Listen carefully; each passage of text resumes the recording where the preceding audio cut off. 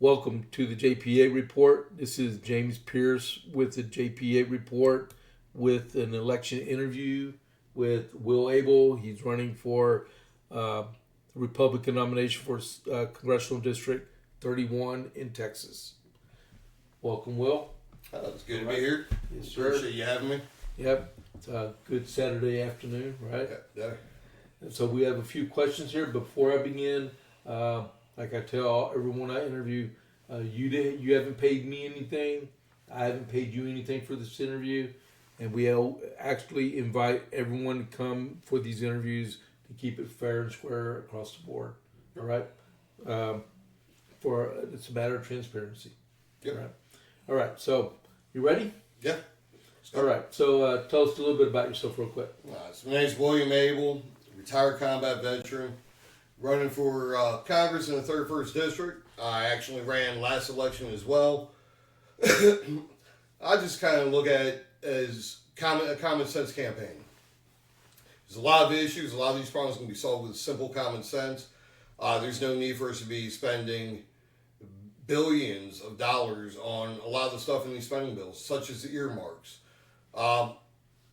The United Nations, their entire purpose was to go ahead and stop and prevent wars. They failed to do that historically throughout their career, but yet we pay $13.5 billion, making up 28% of their entire budget. We can lower taxes, protect the Second Amendment, protect the First Amendment, because both of those are the ones actively being attacked. Become energy independent, secure our border permanently, not just through executive order, which is a short-term solution to a long-term problem. We need people in Congress that are actually going to go ahead and get bills passed to solve these problems on a permanent basis. So that's just a short overview. Okay, cool. Are you from Texas? Well, I was conceived here, but I was born in Germany because my dad got stationed over there. So Okay. I was born in Bremerhaven, Germany. So but I was conceived in Texas, right here in Central Texas at that. We'll keep it PG rated. I just... So, do you live in the new CD-31 boundaries? Yes, I do. You do? Where do you live? What city? I live in Copper's Cove. All right. And then, how big of a problem is illegal immigration for Texas? Illegal immigration is a huge problem for the U.S. overall. I mean, when you look at the crime stats, Texas, it's a problem, but we at least have law enforcement and we cooperate with ICE agents here in the state of Texas. So we're actually working on trying to resolve the problem, whereas you got states and cities like New York, California, Minnesota, where they allow them to run free, and they go ahead, if they commit a crime, to prevent ICE from getting them, they'll go ahead and release them back into the communities. So yes, immigration is a problem throughout every state in the U.S.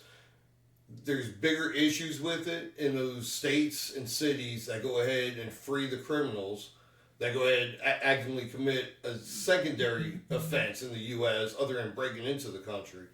Whereas Texas, we at least are working on getting these people out of the country, cooperating with the federal government, and have cooperation with the state, local, and federal Okay. Relax a little bit. officers. Yeah. Let me backtrack on one thing I forgot to tell. If you're watching this, please don't forget to follow the JP8Report and like it. And if you have any questions, you'll be able to. There's going to be a live chat going on when this goes on the Rumble, and Will will be able to answer your questions and stuff on there. And also, you can leave questions in the regular comment section, and he'll be able to go back and answer those also. All right. So with that being said, we'll continue on with the interview since I forgot. Apologize for that. And then, so our next question is, how big of a problem do you believe that the expansion of Islam is in Texas? Oh, it's a major problem, especially when you have the cities. I believe they were building a huge community, Islamic only, where they were looking to go ahead and impose Sharia law, which goes against just about every fundamental belief and the Constitution of the United States. And the problem is we look at Islam as a religion, and really, when you dig in deep, it's actually more of a government structure. And we need to go ahead and really look into that and see how we should actually be defining Islam. Yeah. You're talking about the 5 pillars of Islam. Yeah, it was like when you go through, they have like set how you're supposed to run your society and everything else. So it's actually more of a government handbook on how to run a society as opposed to being an actual religious. And that was the East Plano Islamic Center. It's just east of okay, yeah, up in Collin County. Yeah. If elected, which caucus or more senior representative do you see yourself aligning with ideologically? I find myself aligning more with the Freedom Caucus as their mission statement states. The problem I have is a lot of these representatives will say one thing, do the exact opposite. So a broken clock's right twice a day. While most of these members of Congress, I don't even know if they're right twice a day. But they'll do some good things, but then they'll do a bunch of stuff that I disagree with. Like endlessly funding Israel, Ukraine, and every other country, including $2 billion to the Taliban a year. So. Well, are you pro-life? Yes. I believe that, life begins at conception. And if we protect life of the born, we need to protect the life of the unborn. From conception on. Okay. Do you support President Trump's resurgence of the Monroe Doctrine, or as he calls it, the Donroe Doctrine? I do, but it's if you look back at the Monroe Doctrine, it was basically keeping other countries out of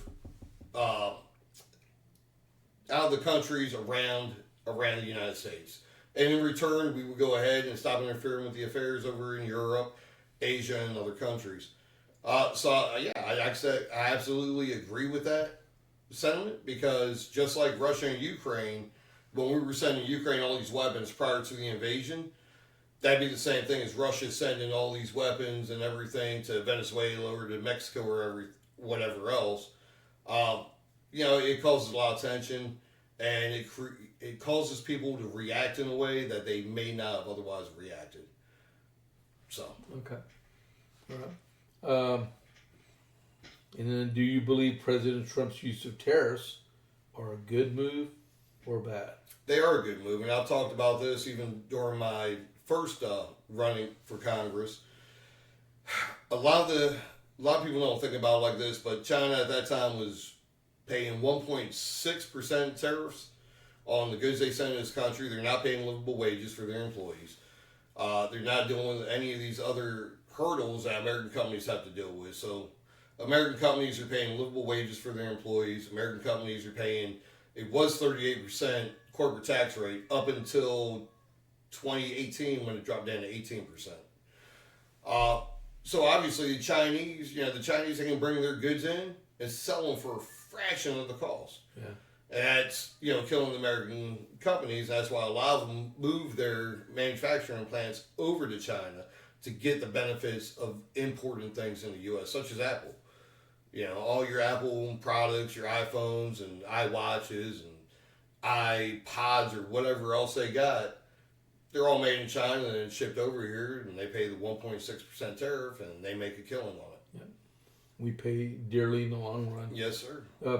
They said President Trump was talking about the $280 billion just last year since he took office we brought in from tariffs. Well, prior to 1913, when you had the Federal Reserve formed, and that's when we started implementing income tax, our government was run purely on the profits made off of the tariffs. Yeah. Well, not solely from that, but that was a majority of the money that the government was funded by. And then we started giving every country a break, and a lot of it started with at the end of World War II, when Europe was trying to build up again. The United States lowered tariffs on any goods they had. We went ahead. That's when NATO was formed, and kind of helped them so we could take the brunt of the military defense over in Europe for the NATO membership, so they could rebuild their economies, rebuild their military, and everything. Unfortunately, a lot of these European nations took advantage of that, and a lot of the American presidents and members of Congress have decided to just let it slide. And it's time that, these countries start paying their fair share. Okay. I think I know where this was going to go. just from hearing from you the last few minutes, but do we need a balanced budget amendment and why? Yeah, absolutely. It's a shame that we need a balanced budget amendment because that should be what Congress is doing already. But all too often, I mean, we've seen just over the last year with Doge, love him or hate him, Rand Paul, he puts out his Festivus report, listing a bunch of fraud in the government. And then just other things that have been exposed, like the fraud in Minnesota and everything. And the problem I have with it is this. We hear Congress all the time talking about we have the power of the purse. We have the power of oversight. So they're the ones approving this money being given to these different organizations and everything. They have oversight so they can go ahead and look into where this money is actually being spent, but they don't. And I'm sorry, that's a complete disregard of one of their responsibilities and jobs in Congress. And yes, that needs to be taken care of. I don't know if we can get enough votes to pass one, but we really need one really bad. See, I think you can go ahead and get a decent amount of people on there, but if you don't have the votes, what you need to do is you have to be loud. You have to get the voters to know, because that's something we don't have. We don't have people up there fighting. All right, so they say, like even our Congressman John Carter, he talks about, hey, I agree with term limits. He's been up there for 24 years now? He was our congressman before Congressman Williams was our congressman. Yeah, because he started in 2003. Yeah. So we're looking at 23 years. With the 10-year gap for us. Yeah. Yeah, man. So a total of 24 years at the end of this term. 24 years, and he's not up there fighting, And like I said, I've seen him at events at a Trump rally. Trump talked about term limits. He's in there cheering like a trained seal, but 24 years, if you believed in it, practice what you preach. Practice what you preach. Yeah.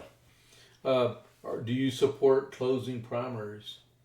Yes, absolutely, because the primaries, it should be for the party that's running it. So Republicans shouldn't be voting in a Democrat primary. It should be whoever the Democrats think is the best candidate out of their field of candidates. Just like Republicans, they should be the ones choosing the best of the best out of their field of candidates. And we shouldn't have interference, because at the end of the day, like this district is majority Republicans, majority conservative district.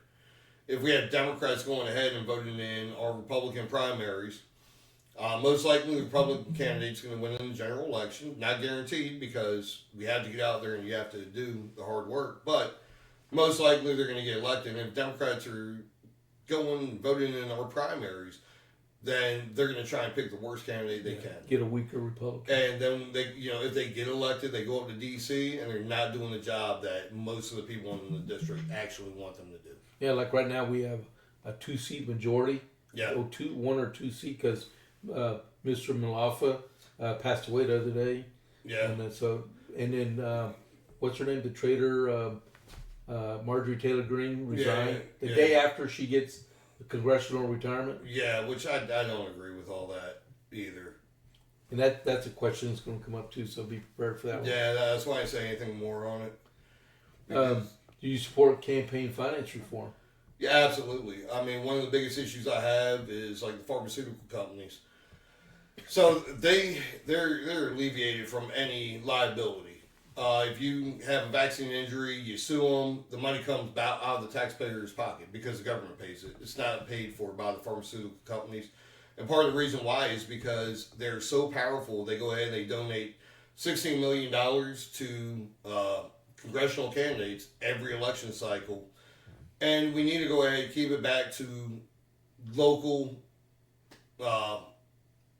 just local regular people giving the money to the campaigns that they support. We need to get away from a lot of these PACs and everything, because then, the PACs, the lobbyists, they control DC right now. Because everybody's looking at money. I need money, money, money, money, money. We need to get away from that. Okay. And then what are your views on term limits? I strongly support term limits. I would say 6 to 8 years, so 3 to 4 terms for the House of Representatives. For Senate, I'd say 2 terms. That's a total of 12 years. Because the way I see it is, if you're up in Congress for 8 years and you can't get any of your agenda done, the odds of you getting done in the next 8, 10, 12, 30, 40 years, slim to none. And it also breeds corruption. The longer you're up there, the worse off it gets. Because I think, for the most part, most members of Congress or most members of the House, they go up there and they actually want to make change. They actually want to fight for what they believe in. And that rings true, I'm going to say, for the first several terms, about 3 to 4. And then after that, they're just trying to keep their seat.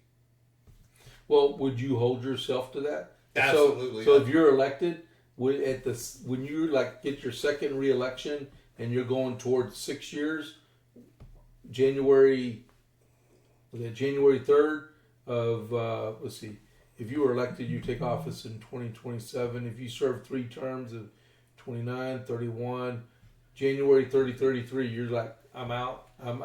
I'm retired at this point.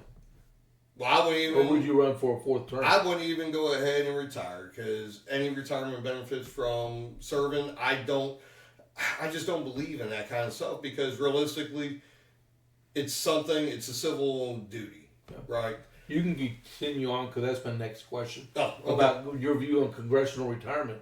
Because I think it's a crock that Green retired the day after she was qualified to receive a congressional retirement. Well, let's look at the military. That's $900 a month.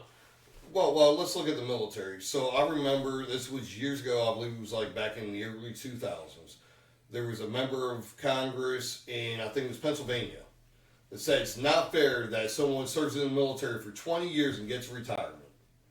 And he was crying and arguing that the military should get rid of the 20-year retirement. This is back in the early 2000s. And I want to say it was a representative from Pennsylvania that was saying this. But yeah, members of Congress, they get retirement after 5 years. Yeah. And let's face it, as I talked about before, they don't do their primary job. Passing a budget is one of the most fundamental things that they do. But yet, they fail time and time again. I believe the last time they actually passed 12 appropriation bills and passed a budget on time was in 1996 for the 1997 year. Since then, it's pretty much been omnibus bills. And the reason they do that is because they can slide all kinds of special interest crap deep inside the bill, because those bills are about 4,000 pages long. And most people don't have the time to sit there and read a 4,000-page bill. So you slide stuff in there. Then they also love the earmarks. All it takes is one sentence. Yep, exactly. It's amazing how they can do that. They can take one sentence and throw in some stuff that no one else would want in there. But for every other bill, it's got to be like 500 pages, 750 pages. The one sentence costs you like $15 million. Yeah, well, and that's another thing. It's like, I'd want to go to single issue bills, because a lot of times you'll have a bill for veterans, veterans health or something. And then deep down in it, it'll be like, oh yeah, hey, we're also going to send, $1 billion to Ukraine. Or we're going to send $1 billion to... What's that have to do with veterans? Taliban. It doesn't. Right. But if you vote against it, because of that, it's like, oh, then they can frame you hate veterans. Yeah, they got you. But that's why we need people that are vocal or aren't afraid to be vocal. But yeah, as far as the retirement and pensions and everything, yeah, no, I don't believe in that. You're not really doing your job as you should be doing it. And you're watching, the decisions you make up there are causing millions of Americans to suffer. So why should we continue paying for you to live a life of luxury when you're doing these $500,000 speaking engagements when you did nothing to go ahead and support us? Yeah. So Marjorie Taylor Greene is going to get about $10,000 a year, and Nancy Pelosi is going to receive $107,000 a year retirement. I'm like, this is crazy. That's our tax dollars. Yeah. And it's not supposed to be a career. It's supposed to be a service. Exactly. You were just saying that. Man. Yeah, it's not a career field. If you turn it into a career field, then you just don't understand. Well, what we did was a career. Yeah. What we did was a career. We put our life on the line for it. Because if y'all didn't know, he's a veteran also. Well, and it's like, at the end of the day, most people that serve 20 years in the military, they're not coming out unscarred. So there's a lot of health issues and everything in the VA. That's a whole different topic. A whole different world. But that could have been, what is the one thing you want to change? Yeah. If you, Well, yeah. wasteful spending. Yes. Oh, yeah. Because you can go ahead and incorporate all kinds of stuff into that. Did we miss that? I think we did question? because I don't remember answering that one. Yeah. Where was that on here? Oh, no. We're almost to it. Oh, That's okay. the next question. Okay. Yeah. Well, If you were, or scoot in just a little bit. If you were king for a day, you could make a policy happen or repeal. What one policy issue would you choose? So I would go ahead and be the wasteful spending. Go ahead and eliminate a lot of the wasteful spending. That includes the United Nations, like I talked about before, $13.5 billion a year. I believe it was in 2023, we gave them $18 billion. Department of Education and their budget of roughly about $300 billion a year. You got the earmarks, which included things in the past such as $3.6 million for Michelle Obama hiking trail. You had $3 million for LGBTQ museum in New York City, and then $2 million for Great Blacks in Wax Museum in Baltimore City. Now, if the states individually want to fund and private funding, that's fine, but that should not be coming from federal tax dollars.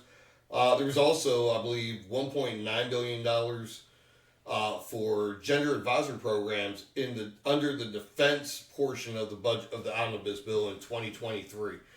I mean, realistically, they could have hired me. I would have done it for a lot cheaper. If you got an innie, you're a female. If you have an outie, you're a male. Done. Gender explained, finished. Is that 50 cents?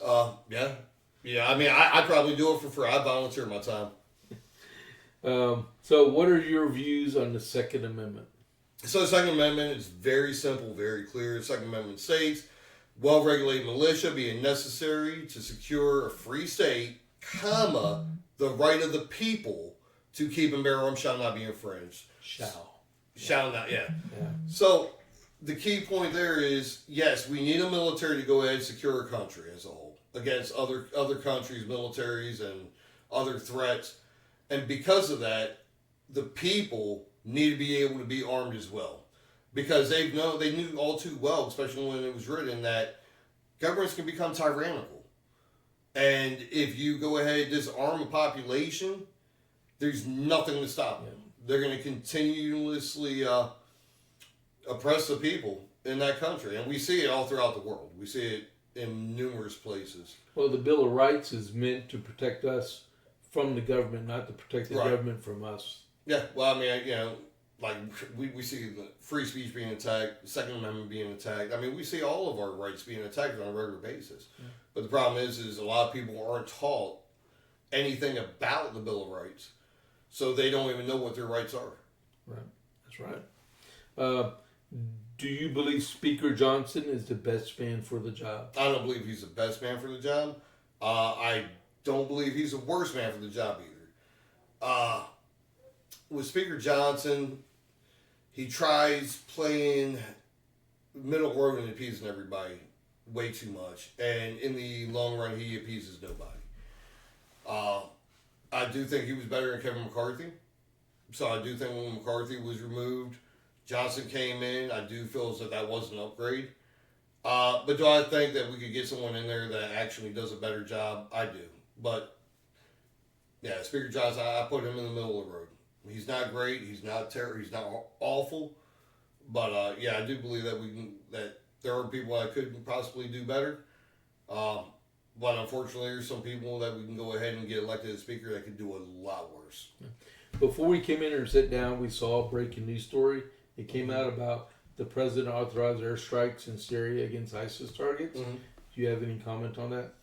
I mean, at the end of the day, the president does have authority to go ahead and do targeted attacks. He doesn't have the authority to go ahead and wage war on a country. That's what people confuse. They think, well, he can't attack anybody because, Congress has to approve it. Congress has to approve any declaration of war. So if we decide to go to war with Syria, then yes, he'd need Congress's approval. Unless they do what they've done in the past and give the president pre-approval for a conflict, for a war. AUMF. Right, before they go ahead and actually declare war. So yeah, I got no problem with that. This president is doing the same thing that prior presidents, including Obama, Biden, and Bush, They've all done. And nobody said a word. It's only because it's President Trump that it gets this, huge breaking news, end of the world treatment. Okay. So, if on November 4th, is it election day, November 4th or November 3rd?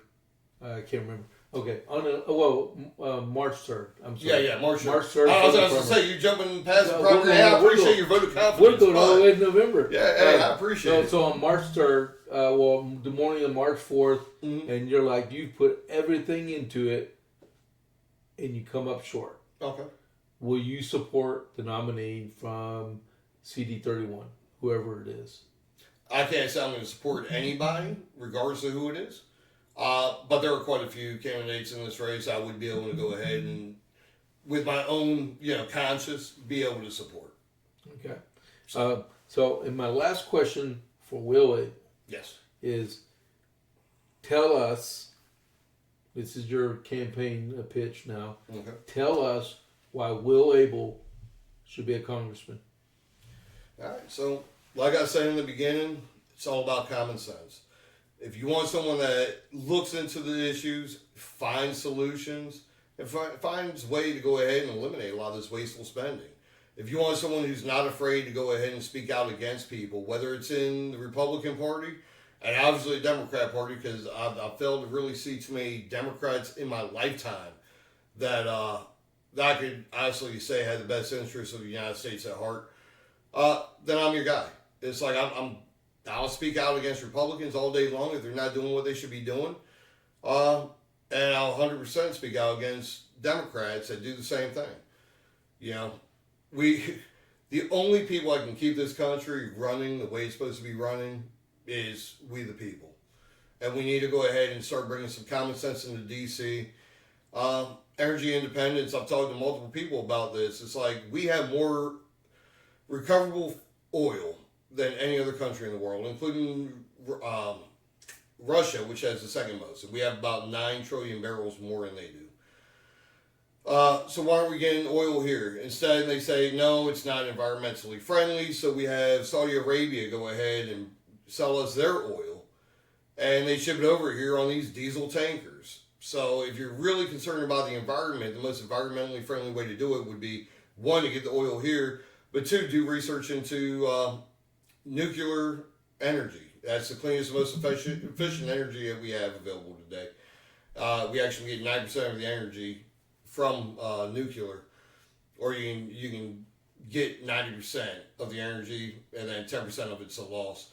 Whereas oil, fuel, or coal, you're getting about, I believe it was 40%, and solar and wind, you're looking at about 30 to 20%. But also got plans to address issues with the droughts that we face here in Texas all the time. We can build a pipeline from the East Coast to the West Coast, have it branch off in one central location in each state. Then the state would be responsible getting out to the counties within that state. Get filters, because when we were dealing with the drought in 2023, when we had 100 plus days of 100 plus weather, we had states out there on the East Coast that had an abundance of water. So why don't we go ahead and get some kind of system? We got the oil pipelines all throughout the U.S. We can do something with the water. It won't happen overnight, but it's something we start looking into to solve the issue of drought in the future. And I got all kinds of plans like this. You can visit my website at www.abelforcongress.com. That's Abel, A-B-E-L, just like Abel and Cain. The number 4, congress.com. And then you can go to my Facebook page, William Abel for Congress, TX31. Send me a message, or you can even call me. My phone number is 512-566-6866. I'll be more than happy to answer any questions you have. So, all right. Well, thank you very much for sitting down with us for a few minutes this afternoon. Hopefully it wasn't too painful, or maybe it was painful, which would be good. A little warm with the lights on, but other than that, not too bad. But I appreciate you having me on. Yes, I appreciate the invite. Let me get us done here, and then you could stay there if you wanted. Okay, so welcome. Thank you very much for tuning in and listening to Will Abel and this interview that we had. We'll have more coming on. But don't forget, if you're not a follower of this podcast, the JP8 Report, just click that follow button, and then next to it, give us a like with that thumbs up, and please share it. And this, it's about 30 minutes long, so didn't take too much of your time out. So I hope everybody has a nice evening. Thank you very much for tuning in. This is James Pierce with the JP8 Report. I'll catch you on the flip side. I'm out.